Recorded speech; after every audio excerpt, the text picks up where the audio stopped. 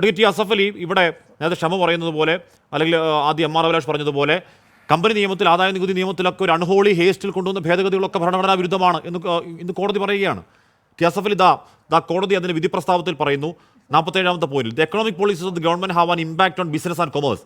Political pressure groups promote different agendas, including perspectives on economic policies. As long as these pressure groups put forward their perspective with evidence and data, there should not be any objection, even if they interact with elected representatives. The position would be different if monetary contributions to political parties are made as a quid pro quo to secure a favorable economic policy എന്ന് supreme കോടതി അതിൻ്റെ വിധി പ്രസ്താവത്തിൽ പറയുകയാണ്. എന്ന് പറഞ്ഞാൽ ഒരു സർക്കാരിൻ്റെ സാമ്പത്തിക നയത്തെ അവരെ പണം കൊടുത്ത് സ്വാധീനിക്കാൻ നീക്കമുണ്ടാകുമെന്നുള്ളതാണ്. അതുകൊണ്ട് ഭരണഘടനാ വിരുദ്ധമെന്ന് പറയുകയാണ്. 2017, 18, 19, 20, 21, 22, 23, 24 8 വർഷങ്ങൾ അസഫ് അലി അതിനിടയിൽ ഒരു ലോക്സഭാ ഇലക്ഷൻ കഴിഞ്ഞു, പല നിയമസഭാ ഇലക്ഷൻ കഴിഞ്ഞു. ഭരണഘടനാ വിരുദ്ധമായ പണം ഉപയോഗിച്ചുകൊണ്ട് രാഷ്ട്രീയ പാർട്ടികൾ ആ തെരഞ്ഞെടുപ്പിൽ പങ്കെടുത്തതിനെ അതിലുണ്ടായ എന്താണ് ഹിതകരമല്ലാത്ത നീക്കത്തിന് ആര് പാപപരിഹാരം ചെയ്യും ഈ 8 വർഷങ്ങളിൽ ശ്രീ അസഫ് അലി?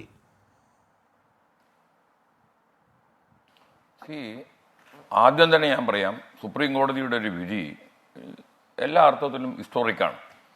നമ്മളെ ഫാലിയസ് നെരിമാൻ എന്ന സുപ്രീം കോടതി അഡ്വക്കേറ്റ് അദ്ദേഹത്തിൻ്റെ ഒരു പുസ്തകത്തിൽ പറഞ്ഞിട്ടുണ്ടായിരുന്നു, 1973 മുമ്പ് നമ്മുടെ ജുഡീഷ്യൽ കോടതികളുടെ റോള്, ഭരണഘടനാ കോടതികളുടെ റോളെന്ന് പറയുന്നത് ഒരു ക്രിക്കറ്റ് ഗ്രൗണ്ടിലെ അമ്പയറുടെ റോളാണ്. വിക്കറ്റിൻ്റെ പിന്നിൽ നിന്ന് കളിക്കാർ ഫൗൾ കളിച്ചാൽ വിസിലടിക്കും. പക്ഷേ 73 ഈ കേശവാനന്ദ ഭാരതി കേസിനെ ഉദ്ദേശിച്ചിട്ട് പറഞ്ഞു, 73 ശേഷം ഭരണഘടനാ കോടതികളുടെ റോള് ക്രിക്കറ്റ് ഗ്രൗണ്ടിലെ അമ്പയർ മാറി ഫുട്ബോൾ ഗ്രൗണ്ടിലെ റഫറിയായി മാറി. ഇന്നത്തെ വിധി വായിക്കുമ്പോൾ നമ്മൾ അറിയുന്നത് സുപ്രീം കോടതി ഒരു ഫുട്ബോൾ ഗ്രൗണ്ടിലെ റഫറിയായി മാറി എന്നുള്ളതാണ്.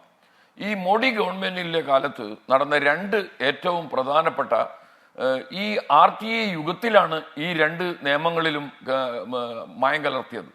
അതിലൊന്ന് ഇലക്ട്രൽ ബോണ്ടാണ്, മറ്റൊന്ന് PM കെയർ ആണ്. ഇത് രണ്ടും ജനങ്ങളെ കൊള്ളയടിക്കുന്ന, ജനങ്ങളുടെ പണം കൊള്ളയടിക്കുന്ന, ജനങ്ങളിൽ നിന്ന് യാഥാർത്ഥ്യം മറച്ചു വെച്ചിട്ടുള്ള നടപടിയായിരുന്നു.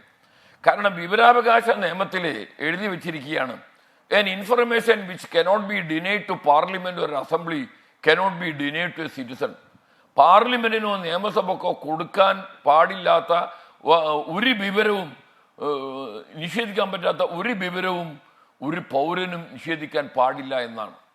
അപ്പോൾ ഒരു പാർലമെന്റ് മെമ്പറെ പോലെ തന്നെയാണ് ഇന്ത്യയിലെ ഓരോ പൗരന്റെയും അറിയാനുള്ള അവകാശം. ഇവിടെ എന്താണ് സത്യത്തിൽ നടന്നത്? ഈ വിവരാവകാശ നിയമം പൈലറ്റ് ചെയ്തുകൊണ്ട് അന്നത്തെ മന്ത്രി ശ്രീ സുരേഷ് പച്ചൂരി പറഞ്ഞ ഒരു സുപ്രസിദ്ധമായ വാക്കുണ്ട്. അദ്ദേഹം ബില്ല് അവതരിപ്പിച്ചുകൊണ്ട് പാർലമെന്റിൽ പറഞ്ഞതാണ്, ഞാനിതാ ജനാധിപത്യത്തിന്റെ താക്കോൽ ഇന്ത്യയിലെ ജനകോടികളുടെ കൈകളിലേക്ക് കൊടുക്കുന്നു.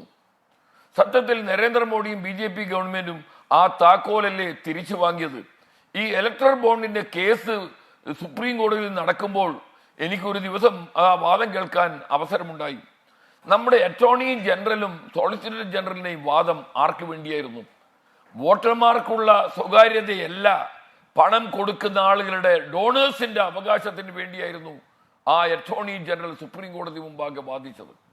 പണം കൊടുക്കുന്ന ഡോണേഴ്സിന്റെ സ്വകാര്യതയാണ് ഇന്ത്യയിലെ ജനകോടികളുടെ സ്വകാര്യതയെക്കാളും വലിയ അവകാശമെന്ന് വാദിച്ച ഒരു ഭരണകൂടത്തിന്റെ നിയമജ്ഞന്മാരായിരുന്നു സുപ്രീം കോടതിയിൽ ഗവൺമെന്റിന് വേണ്ടി വാദം നടത്തിയത്. എന്താണ് ഈ പണം കൊടുക്കുന്നതിന്റെ സ്വകാര്യത? എന്താണ് അതിലുള്ളത്? ഒരു സർക്കാരിന് കോടികൾ കൊടുക്കുന്നു, അത് ഞാൻ അറിഞ്ഞാൽ ആ കൊടുക്കുന്ന ഡോണറാണ് നാളെ സർക്കാരിൽ നിന്ന് നിയമവിരുദ്ധമായി ആനുകൂല്യങ്ങൾ കൈപ്പറ്റുന്നത്. ആ നിയമവിരുദ്ധമായ ആനുകൂല്യങ്ങൾ ജനതാൽപര്യത്തിനെതിരാണ്, രാജ്യ താല്പര്യത്തിനെതിരാണ്, എല്ലാ നിയമപരമായ നിയമലംഘനങ്ങൾക്കെതിരാണ്.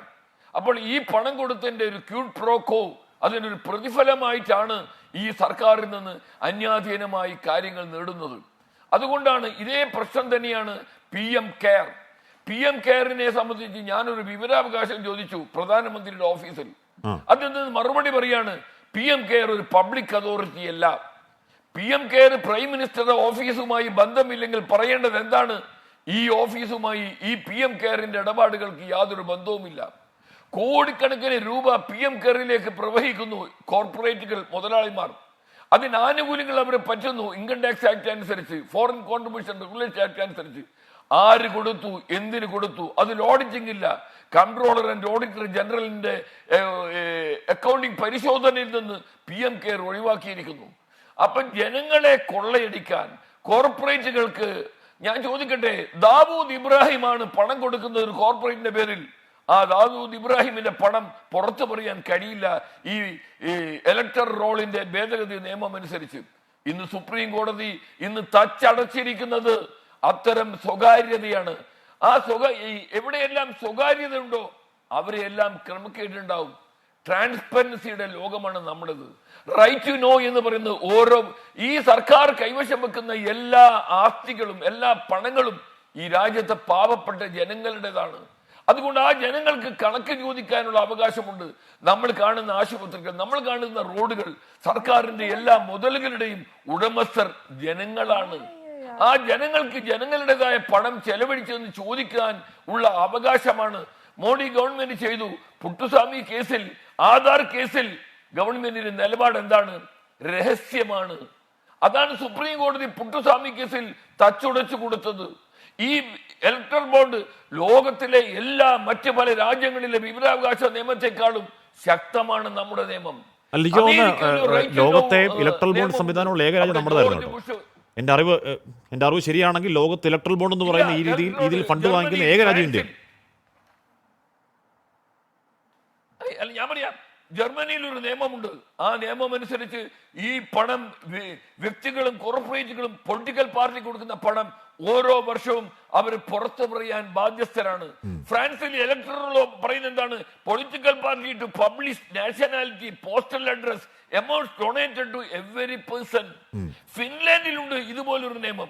ജർമ്മനിയിലുണ്ട്. പൊളിറ്റിക്കൽ പാർട്ടിയുടെയും ഡോണേഴ്സിന്റെയും എല്ലാ വിവരങ്ങളും പുറത്തു പറയാനുള്ള നിയമമാണ് ഇവിടെ ഉള്ളത്.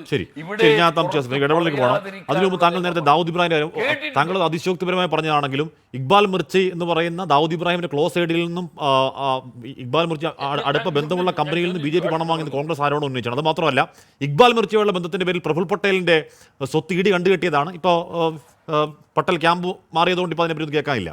നേരത്തെ ഷമാ മുഹമ്മദ് പറഞ്ഞില്ലേ, എന്താണ് ഒരു ബിസിനസ്മാൻ കോൺഗ്രസിന് ഇത്തരത്തിൽ പൈസ അല്ലെങ്കിൽ ഇലക്ട്രൽ ബോണ്ട് വഴി പണം കൊടുക്കുമ്പോഴേക്കും അപ്പോഴേക്ക് പിടിവീഴുന്നു എന്ന് പറയുന്നില്ലേ. ദ കിൻഡ് എന്ന് പറയുന്ന എന്താണ് ഓൺലൈൻ, അവരുടെ ഒരു ഓൺലൈൻ പോർട്ടൽ ഇപ്പോഴും കിടപ്പുണ്ട്. സീക്രട്ട് പോലീസിംഗ് ഇലക്ട്രൽ ബോണ്ട് സാറിൻ അനോണിമസ് എന്ന് പറയുന്ന അവരുടെ ഇൻവെസ്റ്റിഗേഷൻ റിപ്പോർട്ട്. അതിൽ പറയുന്നത് ഈ കിൻഡ് പോയി ഇത് വാങ്ങി, ഇലക്ട്രൽ ബോണ്ട് വാങ്ങി ഒരു ഫോറൻസിക് പരിശോധനയ്ക്ക് അയക്കുമ്പോഴേക്കും അതിനകത്ത് അനോണിമസ് ആയ ആർക്കും കാണാൻ കഴിയാത്ത ഒരു സീരീസ് ഓഫ് നമ്പേഴ്സ് അതിലുണ്ട്. അപ്പോൾ കൃത്യമായി BJPക്ക് അത് ആവശ്യം ഉണ്ടാവില്ലല്ലോ. കൃത്യമായി ആർക്കൊക്കെ ആര് പണം കൊടുക്കുന്നുവെന്ന് അനോണിമസ് അല്ല. ഇപ്പോൾ കോൺഗ്രസിന് പണം കൊടുത്താൽ അറിയാൻ വഴിയുണ്ട്. അത് ഒരുപക്ഷെ ക്ഷമ പറഞ്ഞതിനോട് ചേർത്ത് വായിക്കാൻ തോന്നി. ഞാൻ തിരികെത്താം ചെറിയൊരു ഇടവേളയ്ക്ക് ശേഷം.